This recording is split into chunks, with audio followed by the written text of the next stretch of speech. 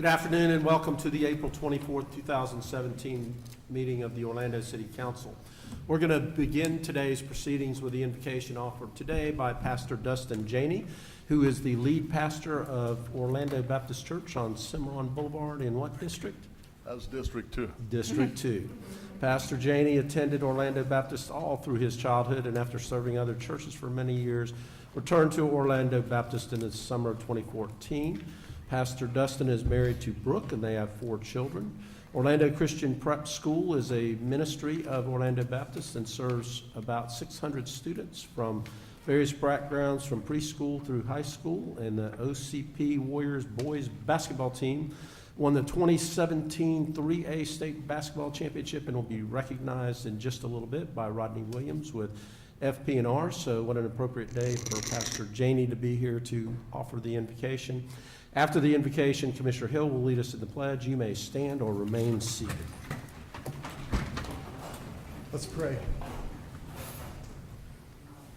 Father God, we thank you for the opportunity to come together this afternoon. I thank you for this beautiful city that we live in. I thank you for the citizens of this city that make this city a great place to live.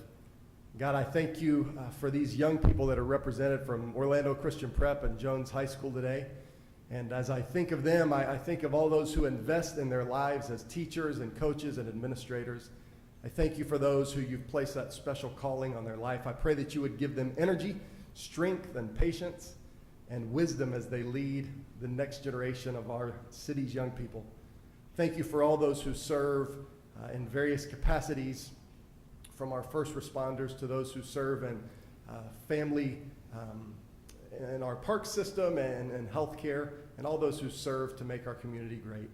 God, I thank you for those who lead. I thank you for Mayor Dyer and the commissioners who will be leading this afternoon. I pray that you would give them wisdom. I pray that you would give them vision and clarity for this city. Thank you for the opportunity that we have to come together to call on you in this time and this afternoon. We love you, we thank you, and we pray in Jesus' name, amen. Amen. I pledge allegiance to the flag of the United States of America and to the republic for which it stands, one nation, under God, indivisible, with liberty and justice for all.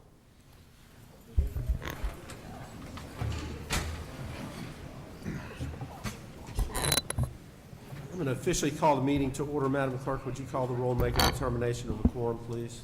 Commissioner Gray. Here. Commissioner Ortiz. Here. Commissioner Stewart. Here. Commissioner Sheehan. Here. Commissioner Hill. Here. Commissioner Ings. Here. Mayor Dyer. Here. Mayor, you have a quorum with all members present. Thank you, Madam Clerk. First order of business will be to consider the So minutes moved. from the Second. workshop, agenda review, and city council meetings of April the 10th, 2017. Motion by Commissioner Ortiz, second by Commissioner Stewart. All in favor of the motion indicate so by saying aye. Aye. Those opposed. And so the motion carries, and that brings us right into what most of the people in the room are here for, and that is awards and presentations. So Rodney Williams, our Recreation Division Manager in Family Parks and Rec, will take the first two. We've got a house full of Tigers and Warriors. Yes, we do. Yes, we do. Thank you, Mayor.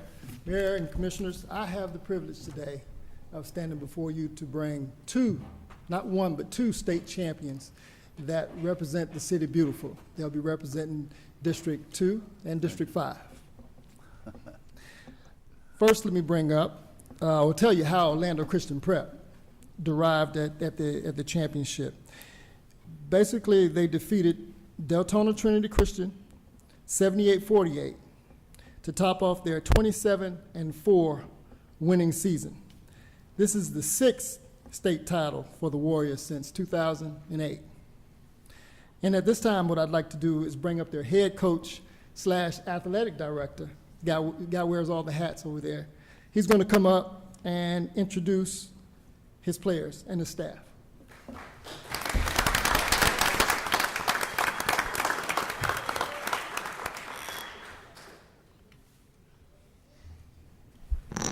Thank you.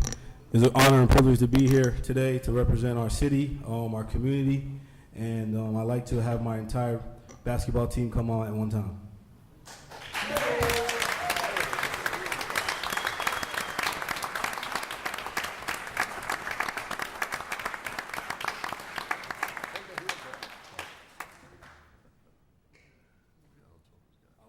them individually. Lasir Little, Christopher Walker Jr., DeJuan Lockett, Jordan Rodriguez, Jordan Goodson, Jonty Candelario, Jordan Velez, Barry Wagner Jr., Kyler Rodman, Ronaldo Sugu, Brian Miller Jr., Khalil Simmons, Tyler Rodriguez, and one of my assistant coaches, Tim Thomas.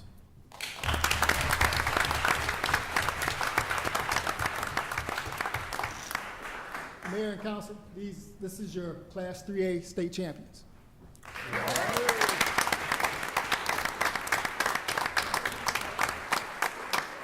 Stay right there, guys. I'm going to read a proclamation real quick and come take a picture with you. And just for the record, these are some fine-looking afros, but I had a bigger one when I was in high school. I see the pictures. Yes, we did.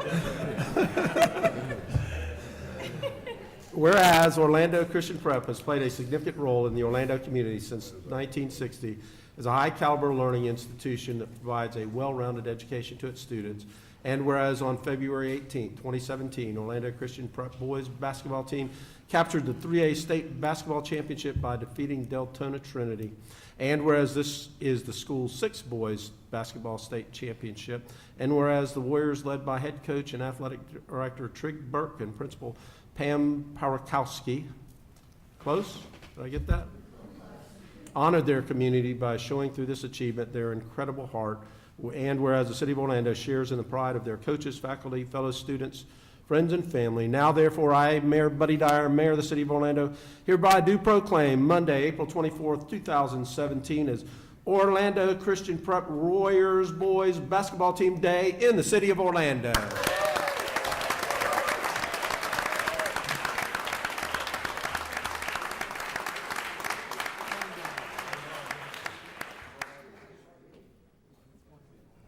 Maybe let me body myself on this one. Hey, Mayor. Mayor Dyer, you gonna call the principal up? What? The principal of the school.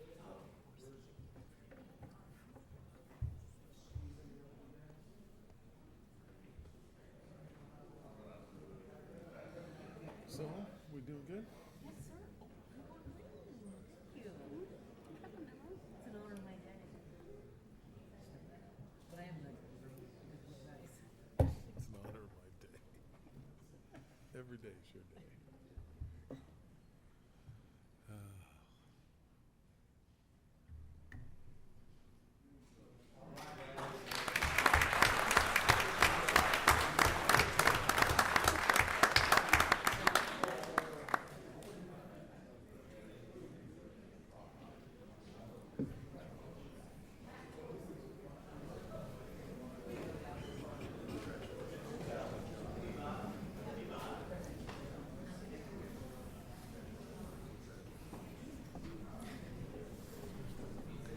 And now, Mayor and Council, the Lady Tigers of Jones High School.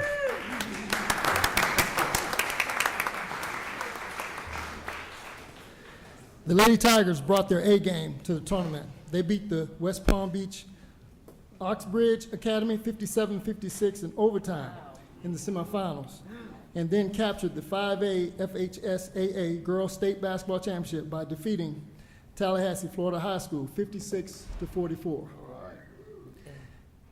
This is the third state championship that has been won by the Lady Tigers. So at this time, I'd like to introduce their head coach and athletic director, Robert Moultrie, who will introduce the coaching staff and players.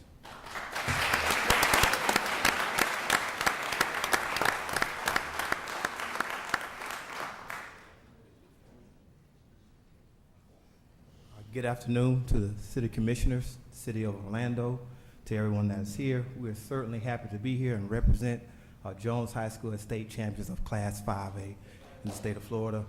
And I want to introduce our players. When I call your name, please come up and be recognized. Atlanta Partee.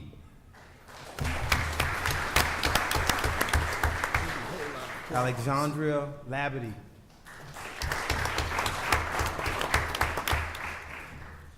Shardell Jones. Felicia Shoemate. Cheyenne Thomas. Jemiah Turner. Miosha Peterson. Monique Schumann. Shania Jacobs. Tamia Davis. Trinity Bryant. And now our managers. Shanitra Alexander.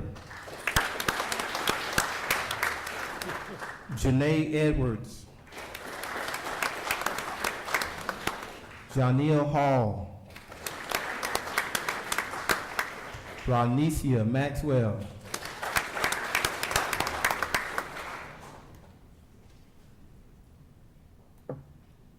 Marjorie Dennis.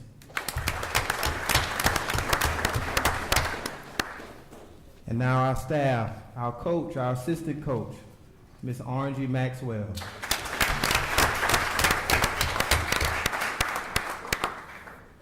This is your class, State of Florida Class 5A Girls Basketball Champion. Mayor Dyer. I was the Lady Tiger from 81 to 83 also, point guard. Come on down, Commissioner Hill. Whereas Jones High School has played a significant role in the Orlando community since 1895 as a high-caliber learning institution that provides a well-rounded education to its students. And whereas on February 25th, 2017, the Jones High School girls basketball team captured the 5A state basketball championship by defeating Tallahassee, Florida High.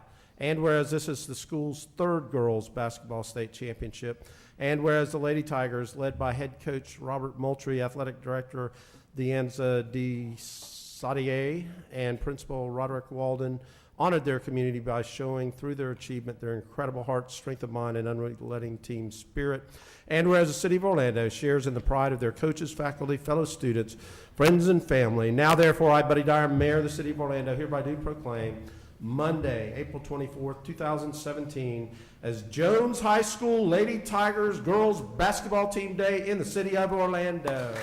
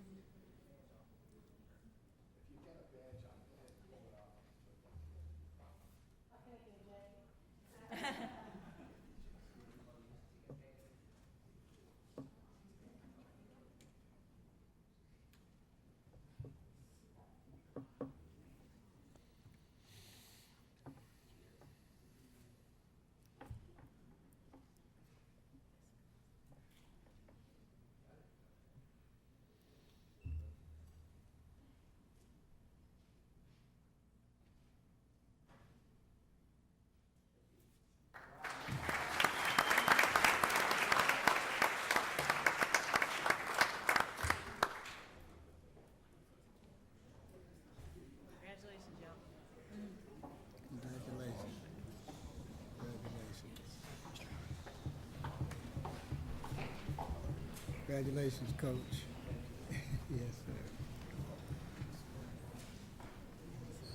sir. Okay, I was going to switch this up, but I think we'll just stay in the order that it's printed. So Thomas Chapman, our Executive Director of the Downtown Development Board, will mention or will introduce May as Go DTO Month in downtown Orlando. Thomas.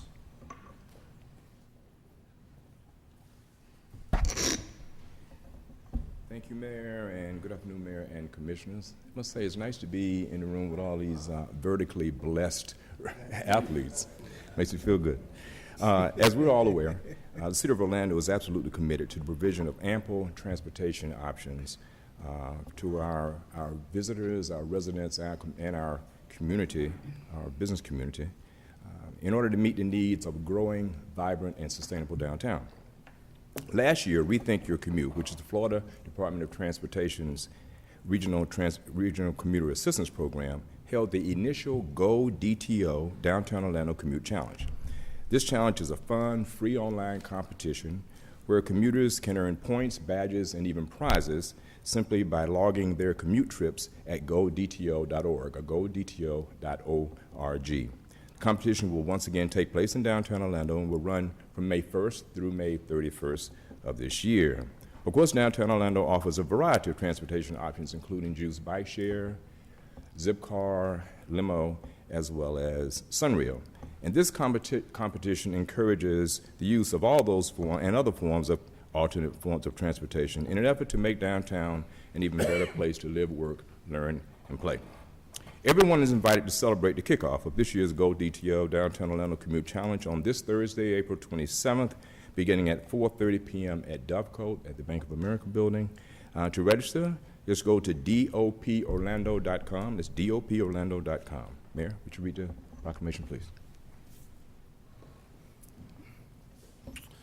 City of Orlando proclamation. Whereas the City of Orlando is committed to ensuring there are diverse transportation options for our community to get around, and whereas the use of alternative commuting options can reduce congestion, conserve natural resources, improve air quality, and save commuters money, and whereas part of that effort is to make it easier for those who live, work, and play in downtown to get around the city, and whereas the Go DTO Downtown Orlando Commute Challenge showcases downtown Orlando as not only a great place to work, but also a great place to commute to and work. And whereas the Go DTO Downtown Orlando Commute Challenge will be taking place from May the 1st through the 31st for employers and commuters in downtown Orlando.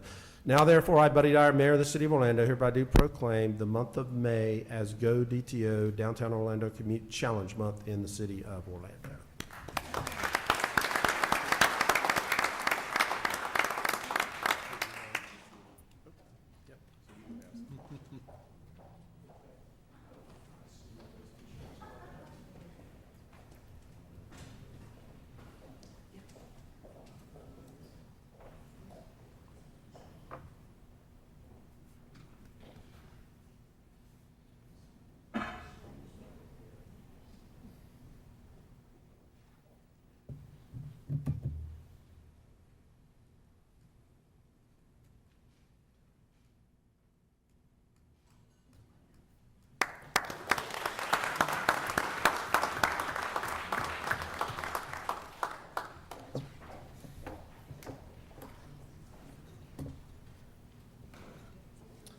Okay, Marcia, you're up for Denim Day. Thank you, Mayor Dyer. Good afternoon, Mayor and City Commissioners. It's always a pleasure to be with you, and today is a special day because the month of April is the National Sexual Assault Awareness Month, and in Orlando, we are always very grateful for the work that the Victim Services Center of Central Florida does, along with its partners, to address sexual assault in our community. So today, we have with us the Executive Director of the Victim Services Center, Mr. Louis Damiani, who will give a brief introduction before Mayor Dyer reads the proclamation. Louis? Thank you, Marcia. Thank you, Mayor. Thank you, Commissioners. It's a great honor to be here, and let me start by saying we couldn't do the work we do here at the Victim Service Center without the collaboration and the support that we enjoy from the City of Orlando, from Marcia's shop, from my friends here at OPD who will be joining us for our photo, and actually Alan Johnson, who's your venues manager, who also serves on our board of directors. So I thank you for that. As Marcia mentioned, the month of April is a huge month for us. We do a variety of activities throughout the course of the month. Several of you were at our gala to kick off the month of April. We've done a bunch of awareness activities throughout the course of the month, and we'll finish this week on Friday with a huge conference for practitioners in the business of victim services down in Osceola County, where we'll have some 200 practitioners from all over the state, and we're hosting them for that. But this Wednesday, always on the last Wednesday of every month, we do an awareness event to try to dispel the myths and the bad attitude surrounding sexual assault. And we created a little video this year. It's 90 seconds. It tells the story way better than me. If you guys have that, I'd love to show it. with For volume. Denim Day? I wear jeans for Denim Day. I wear jeans for Denim Day too, and here's why. In Italy in the 1990s, a young woman was sexually assaulted by her driving instructor. He was arrested and convicted. But the case was overturned. Overturned because the justices felt that since the young woman was wearing tight jeans, She must have helped her attacker get them off. Implying consent. He was set free. He was set free. He was set free. Outraged by the verdict, women in the Italian parliament protested by wearing jeans to work in solidarity with the victim, and Denim Day was born. join the Victim Service Center of Central Florida and take a stand. Make a statement. Make a fashion statement Against the destructive misconceptions that surround sexual assault. Show your support for survivors of sexual violence in our community. For our sisters. Our daughters. Our mothers. our loved ones. For survivors everywhere. Wear jeans this Denim Day. Wear jeans this Denim Day. Wear jeans this Denim Day. Wear jeans this Denim Day. To join the Denim Day movement, visit victimservicecenter.org. And just very briefly, that's this Wednesday, so we encourage everyone to wear jeans. Joining the city in proclaiming Denim Day, we also had Orange County, Seminole County, Osceola County, the city of Kissimmee. We literally have created a movement. We have the Central Florida Partnership supporting us, and over 30 individual businesses already signed up for Denim Day this year. Thank you for being here, Louis. Whereas the month of April is National Sexual Assault Awareness Month, calling attention to the fact that sexual assault is widespread and harms our community, and whereas statistics show that 1 in 5 women and 1 in 33 men will be sexually assaulted at some point in their lives, and whereas Denim Day, the Denim Day movement, is a worldwide effort that started as a grassroots protest against a controversial Italian Supreme Court decision in which a rape conviction was overturned because the victim was wearing tight jeans at the time of the attack, implying consent. And whereas Denim Day seeks to enlist public support in dispelling the inaccurate and destructive misconceptions that surround sexual assault. And whereas the City of Orlando strongly supports the Victim Service Center of Central Florida in their efforts to heal victims, educate and train the community, and stop sexual violence before it starts. Now, therefore, I, Buddy Dyer, Mayor of the City of Orlando, hereby do proclaim Wednesday, April 26, 2017, as Denim Day in the City of Orlando, and urge all citizens to wear jeans for Denim Day, to stand in solidarity with survivors of sexual assault, and promote discussion of the misconceptions that surround sexual violence in our community.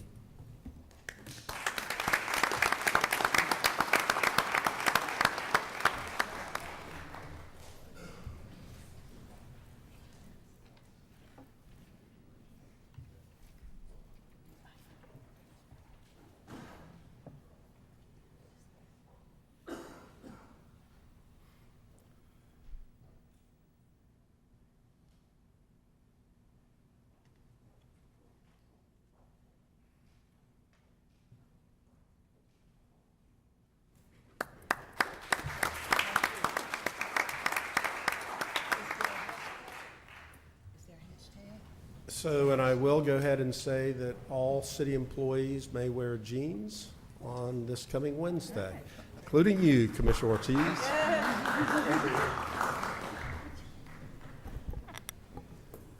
Okay, the rest of the show is going to be Lisa Early, last two. Thank you, Mayor Dyer. Thank you, Commissioners. So I would say I'm pleased to announce, but I'm really not. I'm sad to announce the retirement of one of our longtime city employees, Ms. Julie Yost. You will be missed. You will be missed. So Julie is the city's horticulture manager from our Parks Division. And to thank and honor Julie for the 30 years of hard work and dedication she has invested in her job and in our city operations, and to thank her for what she has contributed to making Orlando's parks and tree canopy what they are today. That's why we're here. She began her career in 1986, and Julie was gradually promoted. She started as a crew leader, actually. and was gradually promoted to being responsible for overseeing all of the city's horticulture program, all the operations including landscaping crews, the city nursery, irrigation systems, and our street tree planting program. Of her many accomplishments, these two stand out the most to me. First of all, Julie's love and knowledge about trees carries over pretty much everything else she does. This is her big thing closest to her heart. She oversees our street tree planting program, which is a vital part of the city's efforts to expand our tree canopy across the city. But it didn't start there. This goes all the way back to the early days of Julie's work with the city, and even she was an integral member of the team that planted 10,000 trees after the 2004 hurricane season. She created the tree adoption packet that went out to citizens. She researched vacant sites. She went on the road with the Neighborhood Services Department to get the word out to citizens, and all of that really served as the groundwork for the kind of work that we're doing today to expand the planting of trees across the city. She became deeply involved at the state level with the Florida Urban Forestry Council in 1996. Ultimately, she served as the president there. She's now on the executive committee. And she actually ultimately won the Florida Urban Forestry Council's Lifetime Achievement Award. And she's also been the magic behind making sure that the city continues to receive the Arbor Day Foundation's Tree City USA Award and Tree City Growth Awards every single year. That's thanks to Julie's hard work. Thank you for that. Somebody better take on after you leave. Okay. And then the second thing that really stands out to me as part of, as the Parks Division's Greenworks liaison, Julie has taken the lead in our department when it comes to reducing the city's water consumption by thousands of gallons with a measurable annual cost savings of over $100,000.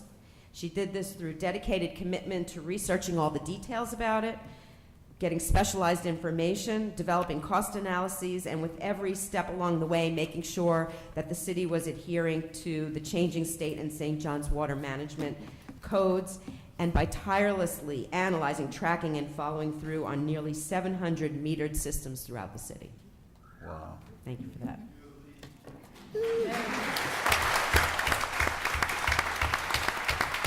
So, Julie Yost has certainly been one of our best and brightest. She's made the city a greener and more sustainable place over 3 decades.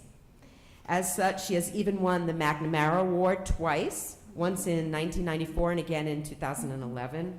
She's been an inspiration to the City of Orlando's Parks team, to myself personally, and Julie's presence will be sorely missed. Yes. So,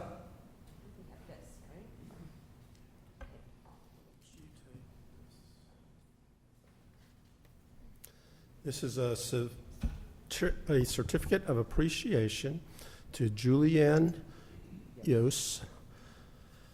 The mayor of the city of Orlando wishes to convey his expression of grateful commendation and full acknowledgement for the 30 years of service you so valiantly have rendered as an outstanding employee of the city of Orlando. The city council and the citizens of Orlando sincerely appreciate the most faithful and efficient performance of your duties in the best interest of the city of Orlando. Dated this 4th day of January 2017, Mayor Buddy Dyer. Do I understand it's also your birthday? How about that?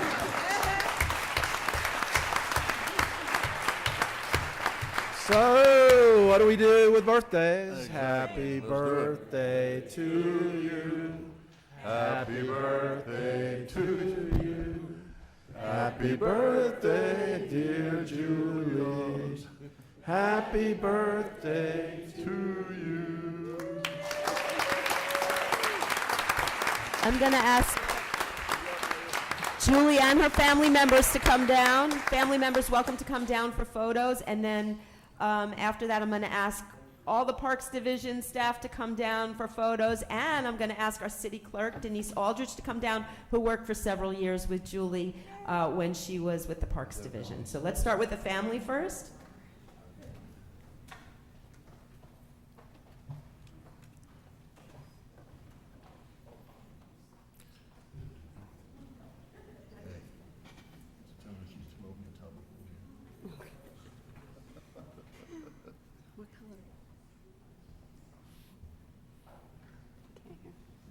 color. The yellow one, it's almost very rare species because it just goes yellow.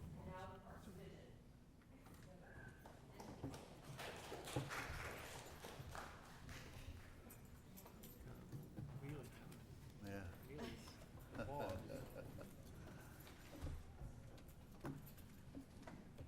You know what? She's pretty Other sneaky. side, wag. Wag other side. Man, it's a tough crowd. I don't either.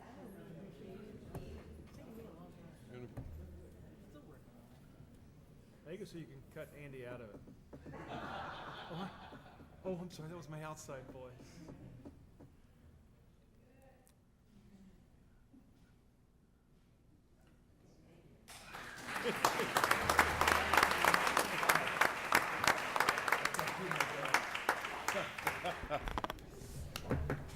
Congrats. Nice. Where do you fit? And last but not least, I'm going to ask Sasha Mills, Rayshawn Brown, and Brenda March to come up to the podium with me.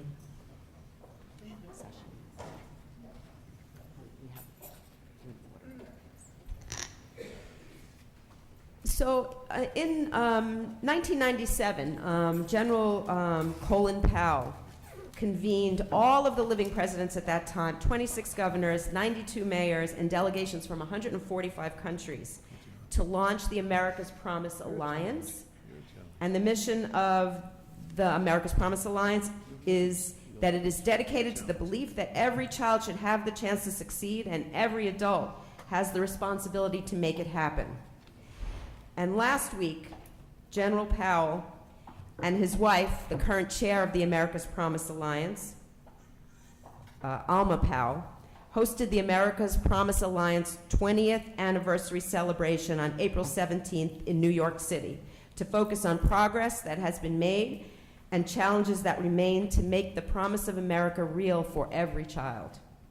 At the event, General and Mrs. Powell presented Paramore Kids Zone with the Powell Legacy Award, and that was pretty remarkable. We were the only program to receive the award. They gave awards to individuals under the age of 30 who were doing innovative and powerful things for children, and then they had a gala at night to present awards to other individuals, more what I would call famous individuals who they felt had made a difference. But we were the only program that was selected for the actual Powell Legacy Award. It includes a $50,000 donation to Paramore Kids Zone, and it is to recognize, and I quote, organizations and communities that provide outstanding models to the nation, programs that General and Mrs. Powell are proud to have as their legacy. I was honored to be able to go up there and receive the check on behalf of the City of Orlando, along with Sasha Mills and Rayshawn Brown, longtime Paramore Kids Zone participants. We attended the ceremony, we went on stage, we accepted the award, and it was really quite an honor to be there, an inspirational day. According to the America's Promise Alliance, why did they give us the award? As you know, America's Promise Alliance has long studied and admired the work of Paramore Kids Zone. We applaud their community-wide, holistic approach to improving the lives of young people through research-based preschool and parenting education, tutoring, mentoring, and enrichment programs, college access assistance, and jobs programs, and more. The results are beyond impressive, period. We now want to present the big check to Mayor Dyer, who founded this amazing program, and to Commissioner Regina Hill, who is passionate about the children in her district and works tirelessly morning, noon, and night to support not only Paramore Kids Zone, but so many programs and issues that make a difference for children in District 5. So we're going to bring the big, huge check down and ask Mayor and Commissioner to step out front. And ask all the PKZ staff who are here in the audience to come down for the photo.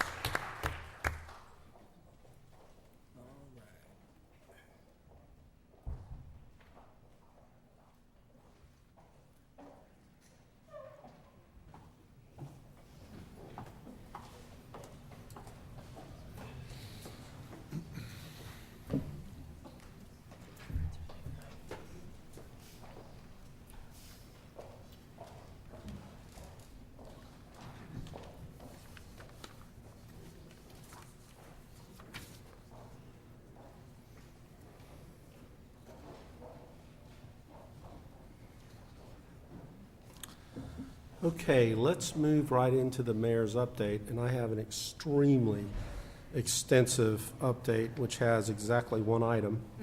So we mentioned that it is Go DTO month next month. So one way to experience this is to join me on Bike to Work Day, which is next Friday, a week from Friday, May the 5th.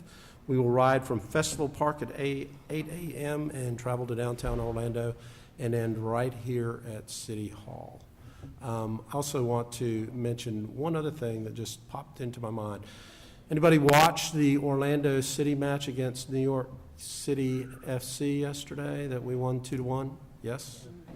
So, Chris, I meant to text you and tell you that yesterday both teams wore sustainable uniforms. They were made from 20 plastic bottles that had been recovered from the ocean, each of the jerseys for the kits. So I thought that was pretty cool that Orlando City was representing the sustainability of our city of Orlando. So good stuff. All right, now we're going to move on to the consent agenda. And the consent agenda is a number of items that are acted upon through a single vote of council at the agenda review meeting. We give any members of the public that want to comment on the consent agenda the opportunity to do so. There were no public comments this morning, but we also give commissioners an opportunity to comment on items from the consent agenda and also to update you quickly of important items from their districts. We rotate the order that we do that. And first up today is Commissioner Hill. Thank you, Mayor. Well, it's been a pretty eventful week, a couple weeks in District 5. On Tuesday, the 11th, myself, along with the Ted Haddock Foundation, Mr. Ted Haddock, and our recreation team under the leadership of Rodney Williams went down to Tampa and met with a city team from Sarasota and also met with the recreation team with Tampa. And what we were doing was out surveying AstroTurf. The Kyle Ripken Foundation has a $500,000 grant that's available for inner cities to replace their fields and multi-purpose fields with Astro fields. So we're looking at that and just some amazing fields that the city of Tampa, along with the Tampa Bay Buccaneers, have done down in the inner city of Tampa and Sulphur Springs. Then on Thursday, I traveled down to Tallahassee to the Capitol, and I would like to thank the council and yourself, Mayor. I remember last year there was a Senate bill called, it was a different name back then, but this year it's Senate Bill 550, and the council and the mayor stated that they would, on the upcoming session, assist me with getting this bill passed, which is a witness protection bill. And it was the bill that protect those that are witnesses against homicides. And I'm pleased to say this year that the mayor sent a team that's already there in Tallahassee of lobbyists, and Kathy Russell and our legal department here at city staff assisted a young lady there in Miami named Tangela Sears, who started this bill because she had a son that was murdered in Tallahassee.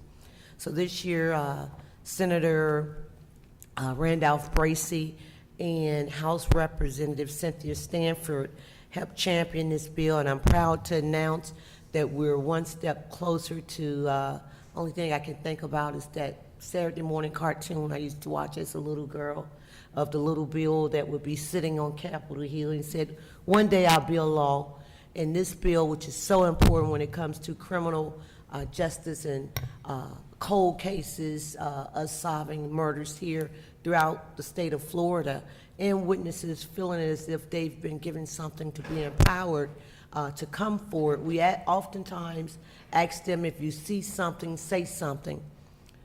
Well, people are seeing something, but they're afraid to say something. And this particular bill will give them the protection and comfort that they need. So this bill now is sitting on the desk of the governor. It has passed the state Senate floor, it has passed the House floor, and that's monumental. And I just like to thank all those that are involved, and if you can nicely, respectfully ask our governor to sign this bill and make it a law, and it will be transformational in the lives of many here. A group of us mothers rode to Tallahassee, and they picked me up here at City Hall that Wednesday evening on the 12th, and the only thing we kept repeating is, we're turning tragedy into triumph.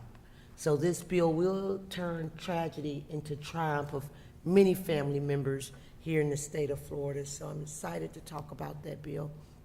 And then on Saturday, then again, we were still in the trenches, crusading against violence here in the state, and also here in the city and county of Orlando with Jack Williams. And when we had 1,000 people show up there. We had a concert there in Callahan Park in District 5.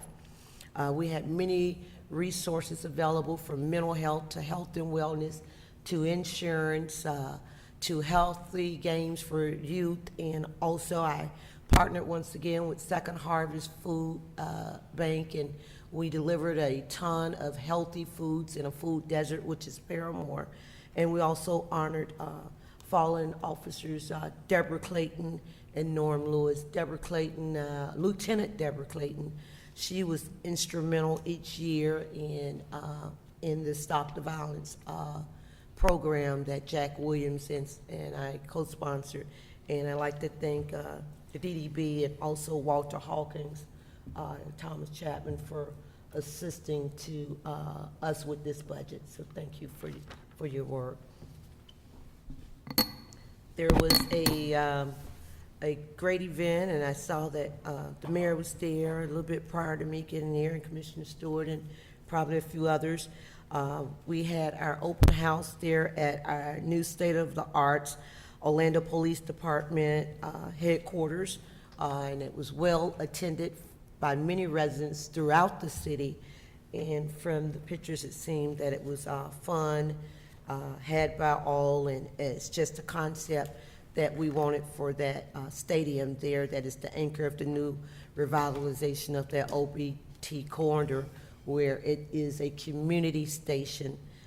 Yes, law and order is there, but it's family and community friendly, and people was really enjoying that facility.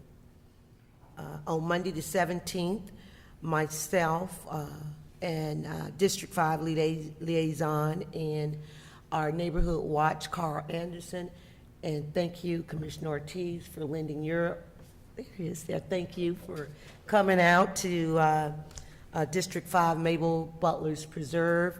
We randomly went around and checked every car in that community to see if the doors were locked. They surveyed to see if there were purses, book packs that was there in the seats, and we left notes on how they can make sure that to try to circumvent break-ins. And I really thank them for their efforts. I think we only had one car that was unlocked and 3 book packs that was on seats. So, and they also, again, when it comes to 21st century policing, they did even went a step farther and just stopped randomly and engaged those in that community and let them, and gave them out their cards to let them know that they were just a telephone call away with any concerns. Baseball fields have become the thing for some reason, and I'm enjoying it. On that 19th, myself went down to the Tour Sports Complex, which is right outside of Cocoa.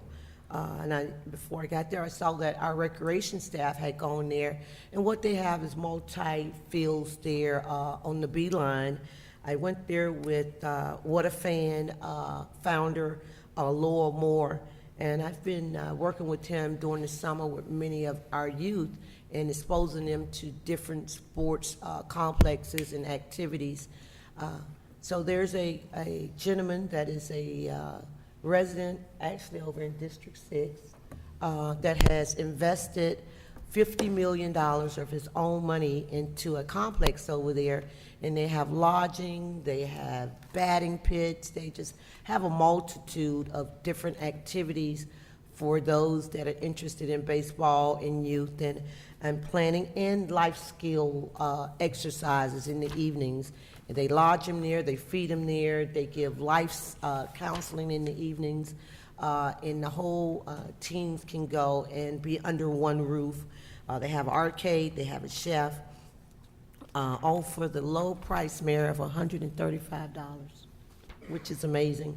And many of my youth, I think, will be able to take advantage of that. I'm working on that to partner with them to send them over at least for 3 nights to go there, and I'm excited about that.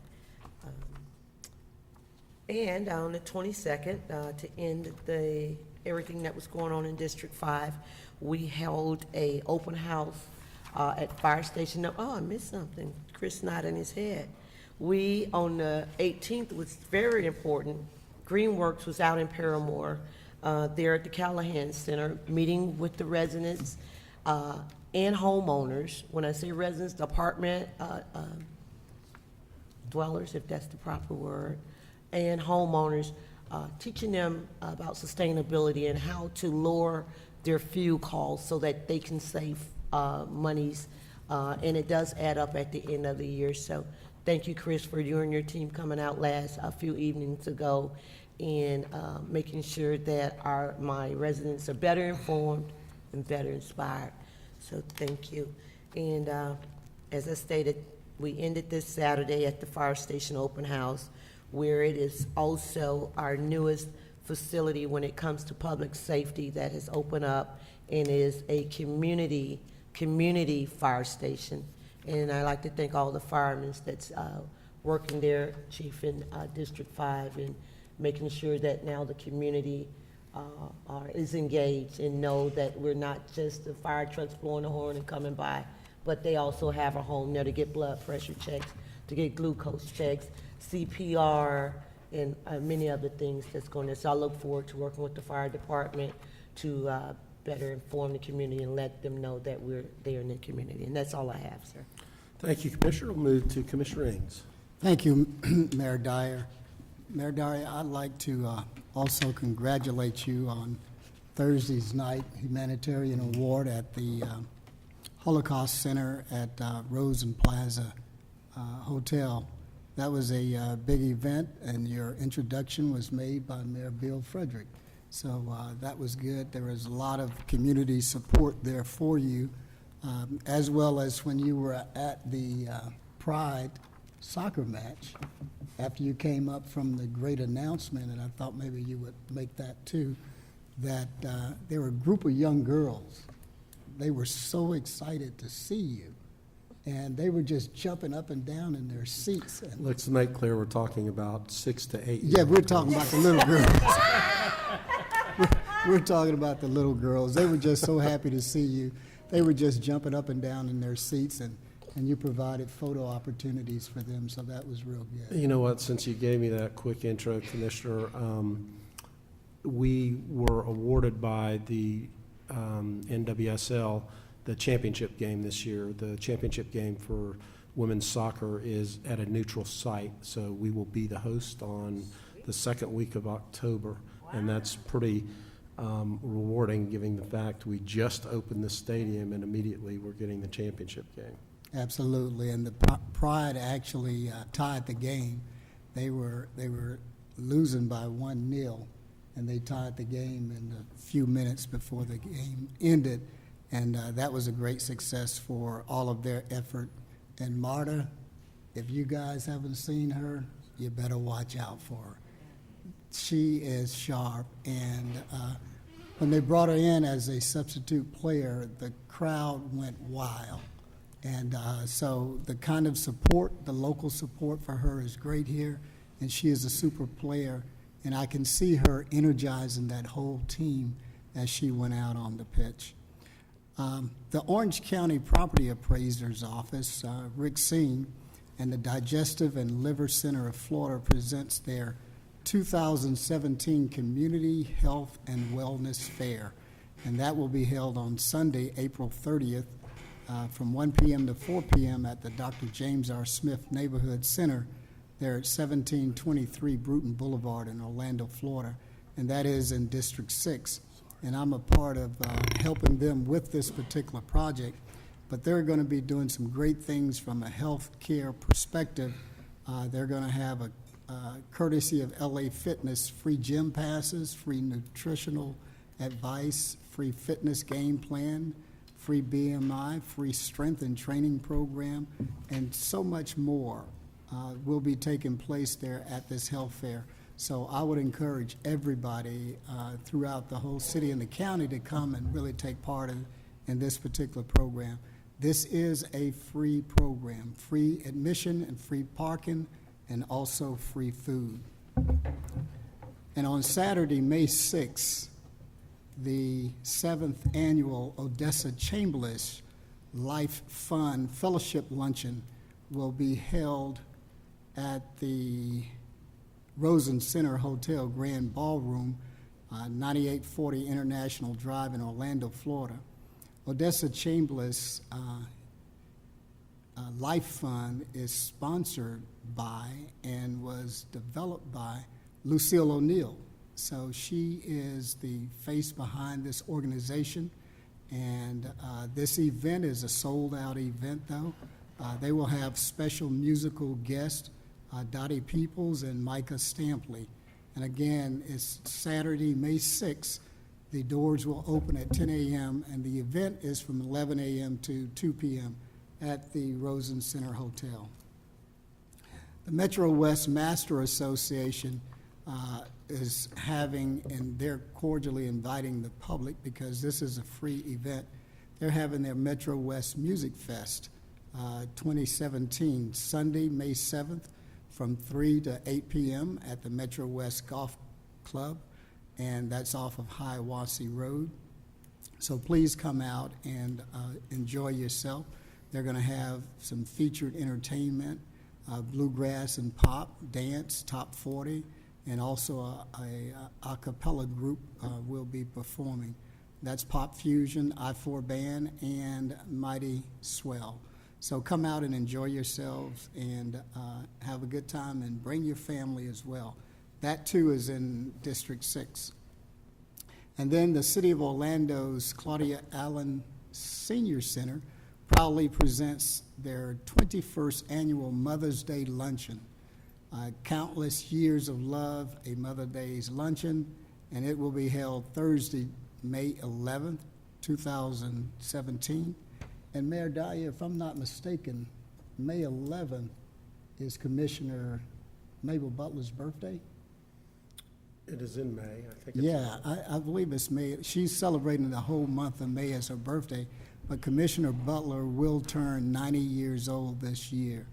And so if you have an opportunity to give her a call, send her a card, wish her a happy birthday, she would certainly appreciate it.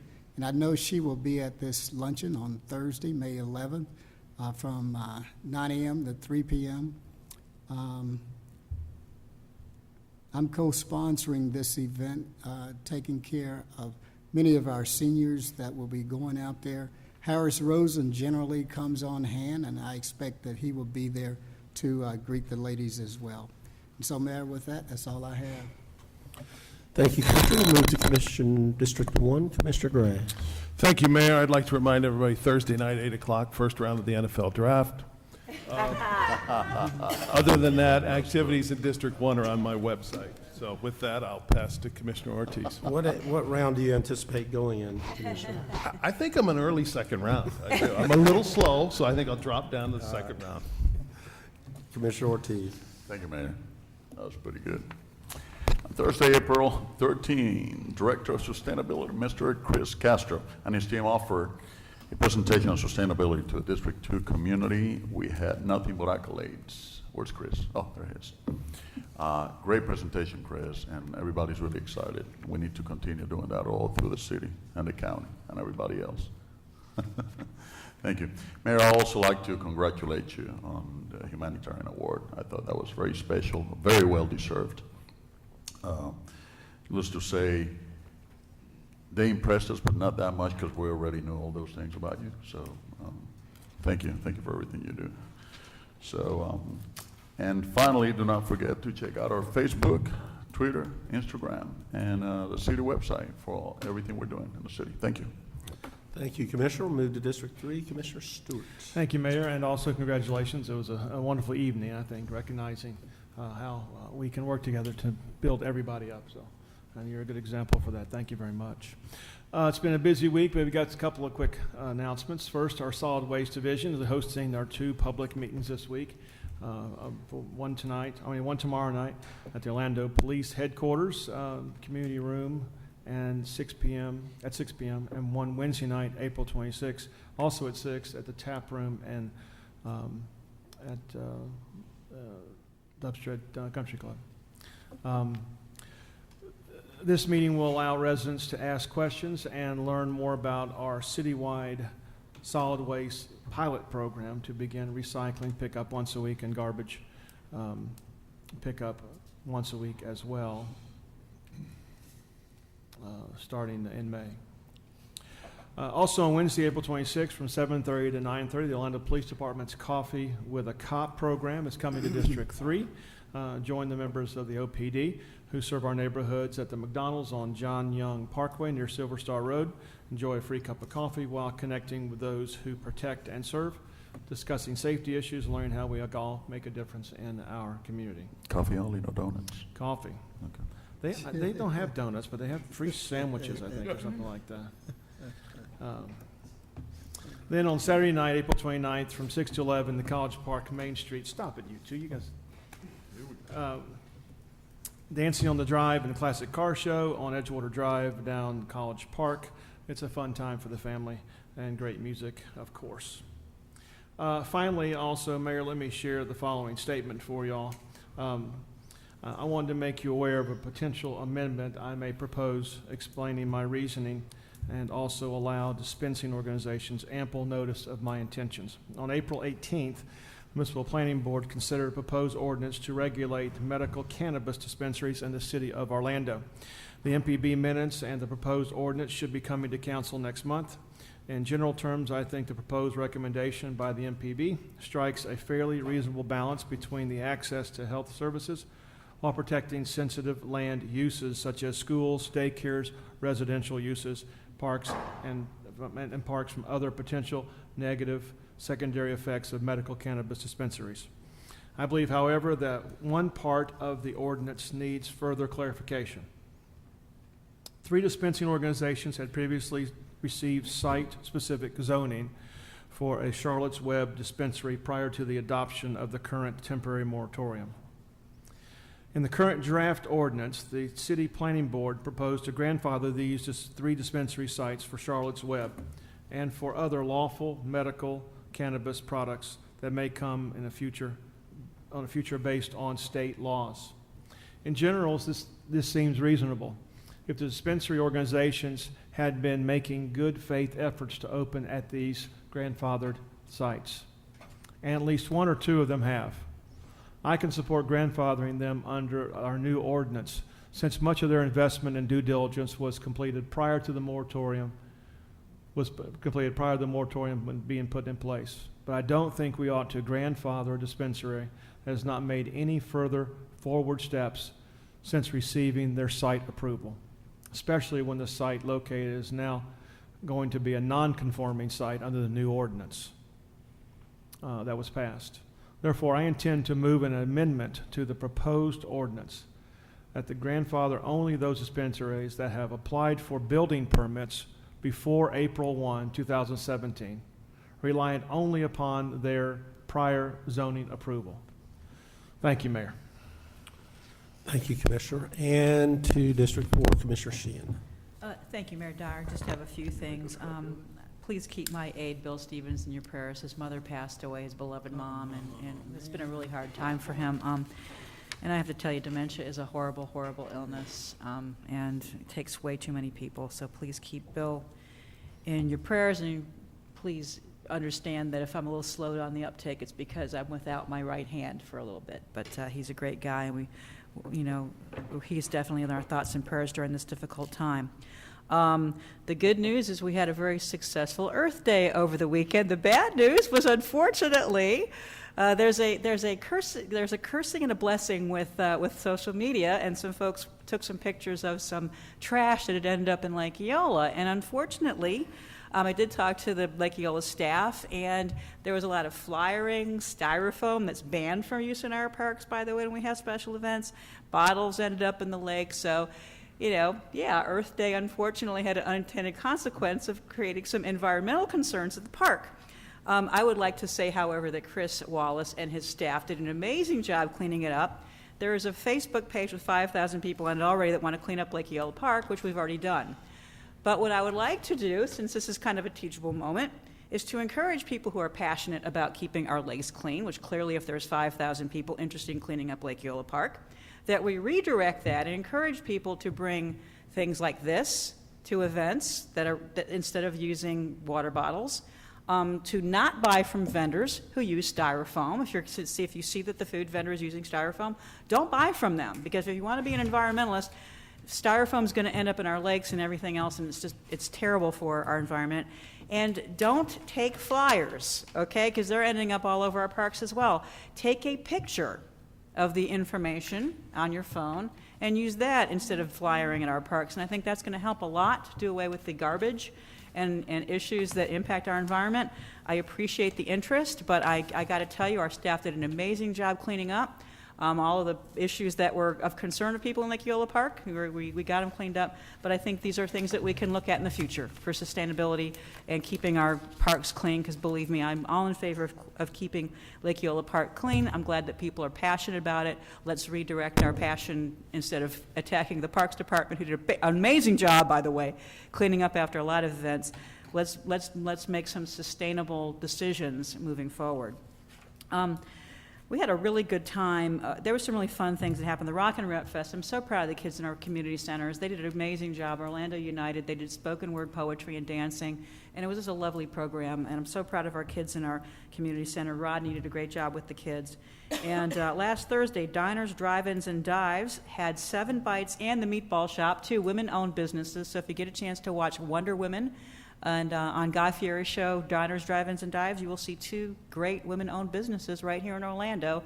And Mayor, I got to tell you, I got into it with one of the customers who wanted to take the B-roll at Winter Park. I said, no, you're going to Lake Eola, and they did. They took pictures of Lake Eola. So again, our beautiful swans are prominently displayed on Diners, Drive-Ins, and Dives. On the agenda today, on item C4, the MPB minutes, item number 2, we actually have representation from the Lake Eola Heights Historic Neighborhood Association. We discussed this earlier today in agenda review. This is Hillcrest Elementary at 1010 East Concord.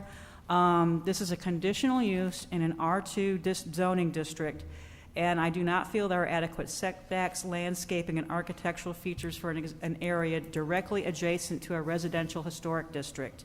The neighbors met with the school board.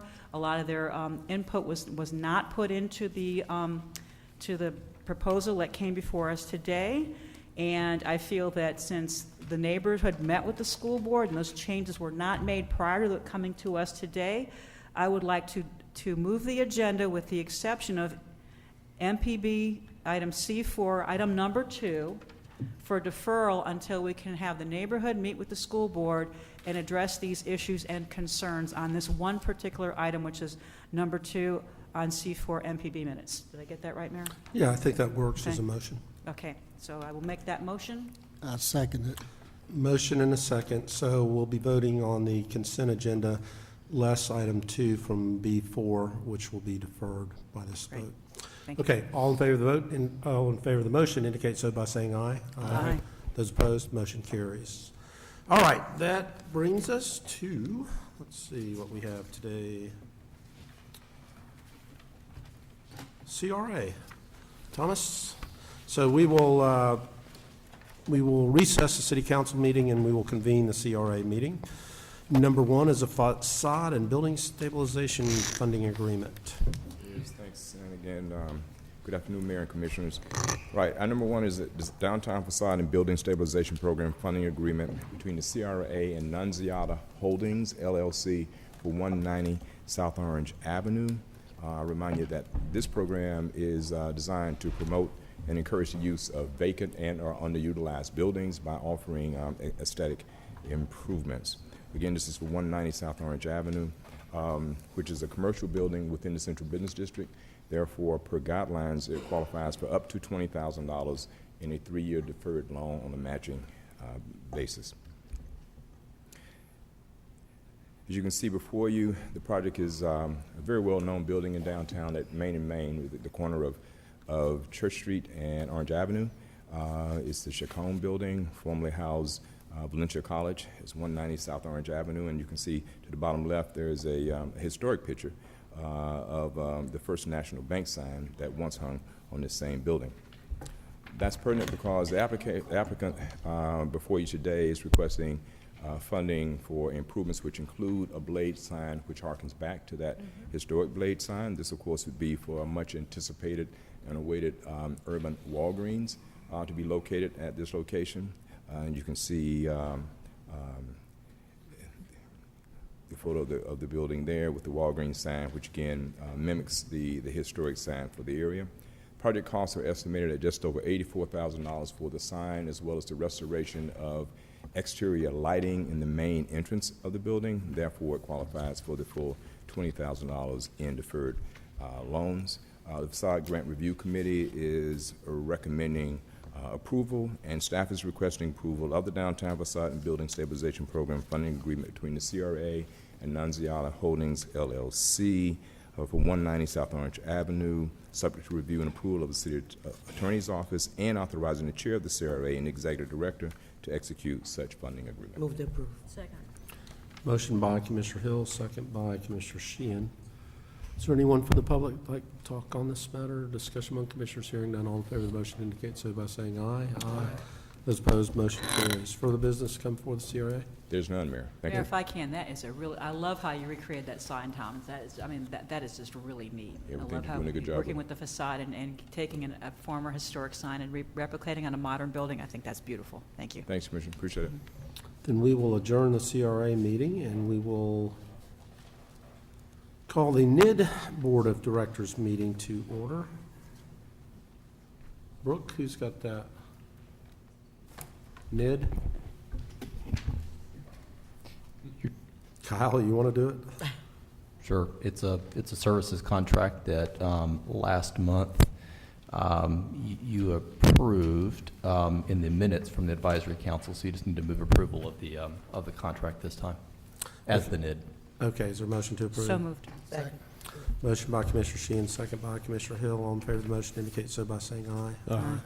Those opposed, motion carries. We will adjourn the NID meeting and reconvene the city council meeting without objection. So that brings us to hearings, ordinances, second reading, number 1, Madam Clerk. Ordinance 2017-21, an ordinance of the City Council of the City of Orlando, Florida, annexing to the corporate limits of the city certain land generally located south of Lee Vista Boulevard, north of McCoy Road, and west of Narcousie Road, and comprised of 2.121 acres of land, more or less, amending the city's adopted growth management plan to designate the property as industrial in the city's official future land use maps, designating the property as the I-C Industrial Commercial District, along with the Aircraft Noise Overlay District on the city's official zoning maps, providing for amendment of the city's official future land use and zoning maps, providing for severability, correction of scrivener's errors, permit disclaimer, and an effective date. Move to adopt. Second. Motion by Commissioner Gray, second by Commissioner Ortiz. Is there anyone from the public that would like to testify on this matter? Discussion among commissioners. Hearing none, all in favor of the motion indicate so by saying aye. Aye. Those opposed, motion carries. Number 2, Madam Clerk.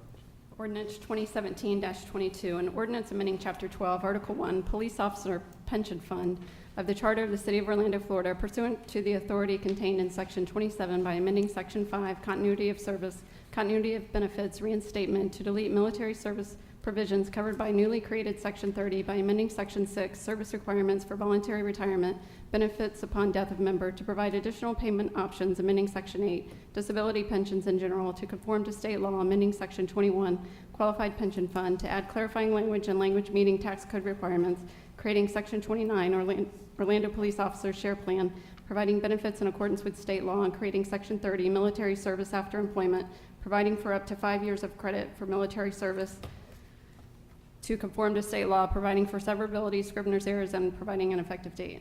Move to adopt. Second. Two officers. Motion by Commissioner Ing, second by Commissioner Sheehan. Is there anyone from the public like to testify? Discussion among commissioners. Hearing none, all in favor of the motion indicate so by saying aye. Aye. Those opposed, motion carries. Number 3, Madam Clerk. Ordinance 2017-12, an ordinance of the City of Orlando, Florida, amending the city's growth management plan in accordance with the city's 2017 Water Supply Facilities Work Plan, amending figures PW-1, PW-2, and PW-3 of the potable water element, amending the policies, goals, and objectives of the potable water element, the wastewater element, the stormwater and aquifer recharge element, the intergovernmental coordination element, and the conservation element, providing for severability, correction of Scrivener's errors, and an effective date. So move. Motion by Commissioner Ortiz, second by Commissioner Stewart. Is there anyone from the public that would like to testify on this matter? Discussion among commissioners. Hearing none, all in favor of the motion indicate so by saying aye. Aye. Those opposed, motion carries. All right, let's go to ordinances on first reading, number 1. Ordinance 2017-6, an ordinance of the City Council of the City of Orlando, Florida, relating to historic preservation, designating certain real property generally located north of West Livingston Street, east of North Terry Avenue, south of Alexander Place, and west of North Huey Avenue, addressed as 401 West Livingston Street, and comprising the Mayor Bob Carr Performing Arts Center as an Orlando Historic Landmark, providing findings, permit disclaimer for severability, correction of Scrivener's errors, and an effective date. So moved. Second. Motion by Commissioner Hill, second by Commissioner Ings. Is there anyone from the public like to testify? Discussion among commissioners. Hearing none, all in favor of the motion indicate so by saying aye. Aye. Those opposed, motion carries. Number 2.